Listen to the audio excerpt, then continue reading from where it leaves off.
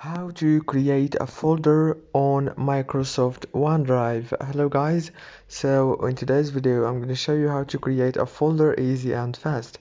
First thing, go to OneDrive app. As you can see, this is the home page.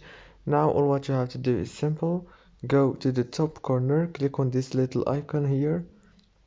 Now click on create a folder option. After you click on it, now add the name of your folder, for example folder, and click OK. Now as you can see, I just created a folder.